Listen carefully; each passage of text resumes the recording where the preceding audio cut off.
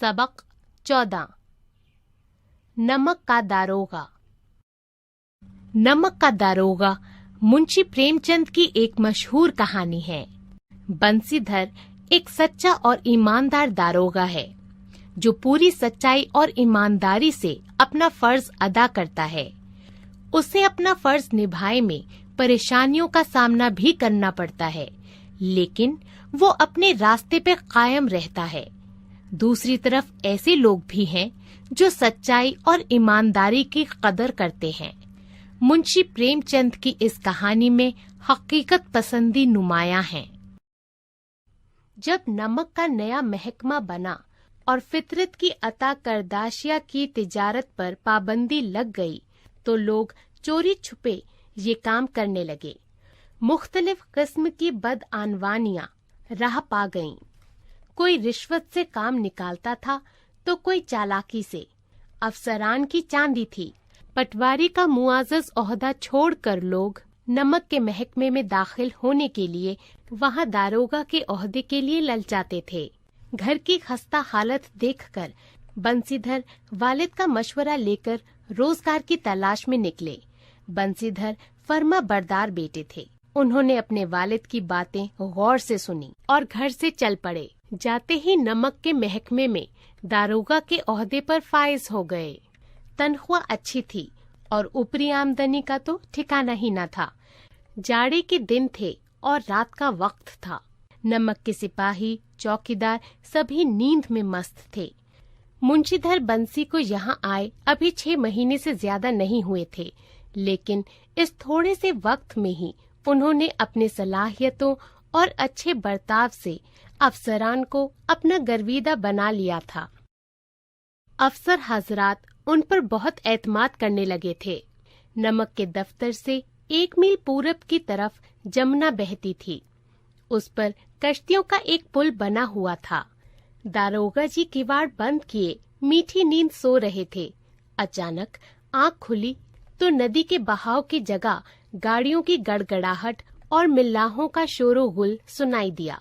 उठ बैठे। इतनी रात गई गाड़ियां नदी के पार क्यों जाती हैं? यकीनन दाल में कुछ काला है। वर्दी पहनी और पुल पर आ पहुँचे। गाड़ियों की एक लंबी कतार पुल के पार जाती देखी। डांट कर पूछा, किसकी गाड़ियां हैं? थोड़ी देर तक सन्नाटा रहा। आदमियों में कुछ कानाफूसी हुई।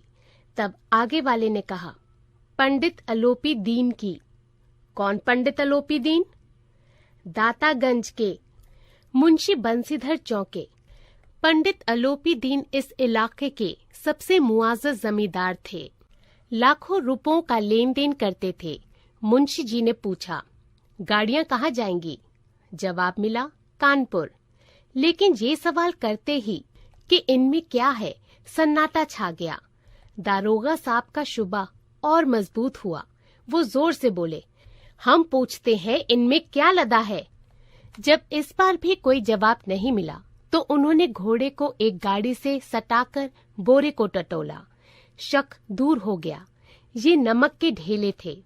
पंडित अलोपी दीन अपने सजीले रथ पर सवार कुछ सोते कुछ जागते चले आते थे।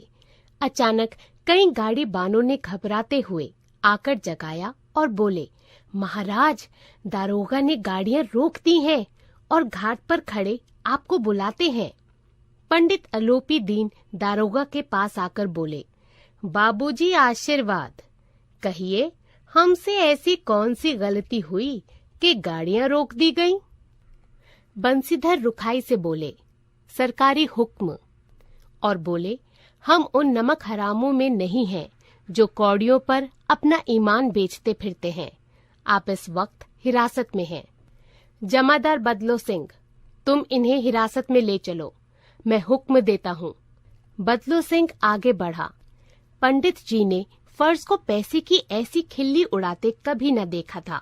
सोचा कि ये अभी अल्हड़ लड़का है, दुनियावी लालच में अभी नहीं पड़ा है।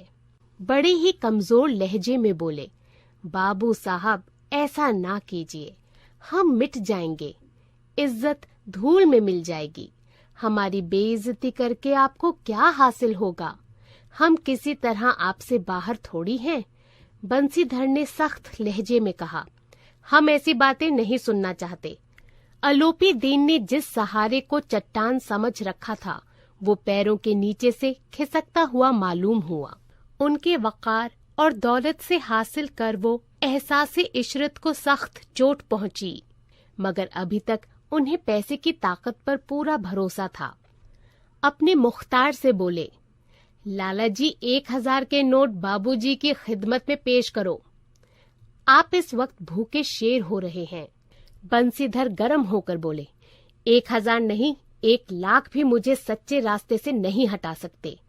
फर्ज की इस बेवकूफी भरी अटल जिद और फरिश्तों में भी नायाब जज्बा कुर्बानी पर मन बहुत झुंझलाया। अब दोनों ताकतों में जदोजहद होने लगी। दौलत ने उछल उछल कर हमला करना शुरू किया। 1 से 5, 5 से 10, 10 से 15 और 15 से 20,000 तक नौबत आ पहुंची, मगर फर्ज बड़ी बहादुरी के साथ दौलत की इस बड़ी फौज के आगे अकेले पहाड़ की तरह डटा रहा। अलोपी दीन मायूस होकर बोले, अब इससे ज्यादा मेरी हिम्मत नहीं, आगे आपको इख्तियार है। सवेरे सवेरे जहाँ देखिए बच्चे और बूढ़े सबके मुंह से यही बात सुनाई देती थी। जिसे देखते वही पंडित जी के इस बर्ताव पर तबसरा कर रहा था। तनकीद की बौछारें हो रही थीं। दूसरे दिन पंडित अलोपी दीन कांस्टेबलों के साथ हाथों में हथकड़ियां, दिल में पछतावा और दुख भरे, शर्म से गर्दन झुकाए अदालत की तरफ चले तो सारे शहर में हलचल मच गई। लेकिन अदालत में पहुंचने की देर थी। बड़ी तनतही से इस हमले को रोकने के लिए वकीलों की एक फौज तैयार की गई। इंसाफ के मैदान में फर्ज और दौलत के बीच जंग का आगाज हो गया। बंसीधर चुपचाप खड़े थे। उनके पास सच के सिवा कोई ताकत न थी, न साफ गोई के अलावा कोई हथियार। गवाह थे लेकिन लालच से डांवा। मुकदमा थोड़ी ही देर में खत्म हो गया। डिप्टी मैजिस्ट्रेट ने अपनी तजवीज में लिखा, पंडित अलोपी दीन के खिलाफ दिए गए सबूत बेबुनियाद और मुश्तबा हैं। वो एक बड़े ताजिर हैं।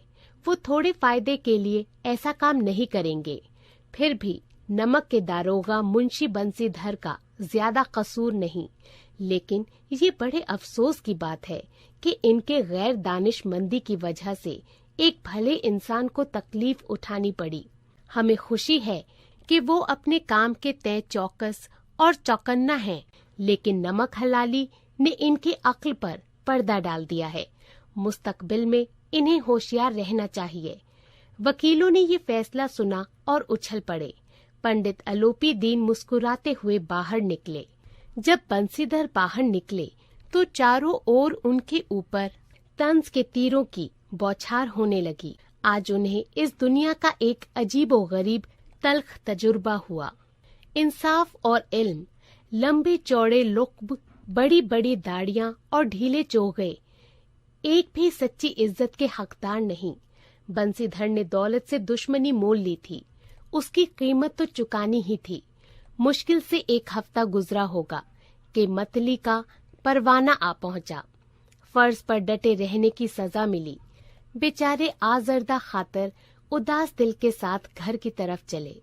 बूढ़े मुंशी जी तो पहले से ही बड़बड़ा रहे थे कि चलते चलते इस लड़के को समझाया था, लेकिन इसने एक न सुनी। अपनी मनमानी करता है। ईमानदार बनने चले हैं। पढ़ना लिखना सब बेकार गया। उसके कुछ ही दिनों बाद मुंशी बंसीधर घर पहुंचे और बूढ़े वालिद ने उनके मातल होने की खबर सुनी तो सिर पीट लिया। बोले, जी चाहता है कि तुम्हारा और अपना सिर फोड़ लूं। ज़ईफ माँ को भी दुख हुआ। तीर्थ यात्रा की ख्वाहिश भी मिट्टी में मिल गई। इस तरह से 1 हफ्ता गुजर गया। शाम का वक्त था। बूढ़े मुंशी जी बैठे राम के नाम की माला जप रहे थे। उसी वक्त उनके दरवाजे पर सजा हुआ रथ आकर रुका। कई नौकर कांधों पर लाठियां रखे साथ थे। मुंशी जी खैर मकदम को दौड़े। देखा तो पंडित अलोपी दीन हैं। कदमों में झुक गए और लल्लो चप्पो करने लगे। हमारी तकदीर खुल गई जो आपके कदम इस दरवाजे तक आए। आप हमारे लिए मोहतरम हैं, आपको हम कौन सा मुंह दिखाएं? क्या करें, लड़का बदकिस्मत नालायक है, नहीं तो आपसे क्यों मुंह छुपाना पड़ता। खुदा लावल्द रखे मगर ऐसी औलाद न दे। अलोपी दीन ने कहा, नहीं भाई साहब, ऐसा ना कहिए। मुंशी जी ने हैरान होकर कहा, ऐसी औलाद को और क्या कहूँ? अलोपी दीन ने शफकत आमीज लहजे में कहा, खानदान का नाम रोशन करने वाले और अपनी इज्जत नफस को बुलंद करने वाले ऐसे ईमानदार शख्स हैं जो फर्ज के लिए अपना सब कुछ कुर्बान कर सकते हैं। पंडित अलोपी दीन ने बंसीधर से कहा, दारोगा जी, इसे खुशामद ना समझिए। खुशामद करने के लिए मुझे तकलीफ उठाने की जरूरत न थी। उस रात आपने अपने इख्तियारात का इस्तेमाल करते हुए मुझे हिरासत में लिया था, लेकिन आज मैं अपनी मर्जी से आपकी हिरासत में आया हूँ। मैंने हजारों रईस अमीर देखे, हजारों आली अफसरान से काम पड़ा, लेकिन मुझे हराया तो आपने। मैंने सबको अपना और अपनी दौलत का गुलाम बनाकर छोड़ दिया। मुझे इजाजत दीजिए कि आपसे कुछ अर्ज कर सकूं। बंसीधर ने अलोपी दीन को आते देखा तो उठकर खैर मकदम किया, मगर खुददारी के साथ। समझ गए कि ये साहब मुझे शर्मसार करने और जलाने आए हैं। माफी तलाफी की कोशिश नहीं की। उन्हें तो अपने वालिद की बातों में बेबसी दिखाई दी, मगर पंडित जी की बातें सुनी तो मन का मैल धुल गया।